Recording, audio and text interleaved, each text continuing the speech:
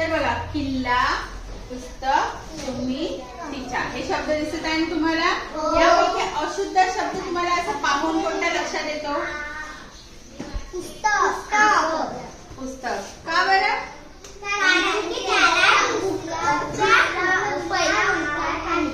पहिला उकार पाहिजे, दुसरा दिलेला आहे म्हणजेच त्याला दीर्घ दिलेला आहे, ऱ्हस्व पाहिजे. तर बघा, याचा एक नियम आहे की जेव्हा एखाद्या शब्दामध्ये दुसरा शब्द किंवा त्याच्या लगतचा शब्द हा जोडाक्षर असतो, एखाद्या शब्दामध्ये ज्याचं जोडाक्षर असतं तर त्याच्या अगोदरचा जो शब्द अक्षर आहे त्याला ऱ्हस्व येते. मग तो विलांटी असो किंवा उकार असो. म्हणजे आता बघा, किल्ला कला विलांटी आहे तर ही विलांटी ऱ्हस्व म्हणजे पहिली विलांटी आहे.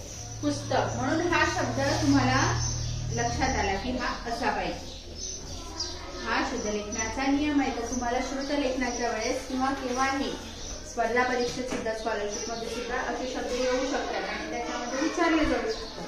तर नेहमी एक नियम लक्षात ठेवायचा की जोडाक्षर आले की त्याच्या अगोदरच्या शब्दाला वेलांटी किंवा उकार हा ऱ्हस्व येतो, म्हणजे पहिला येतो. तुम्ही मध्ये सुद्धा आपल्याला तसंच दिसत आहे. आणि तिच्या अशा अनेक शब्द आता तुम्हाला शोधून काढायचे आहे आणि बघायचं. आलं लक्षात मग? हो.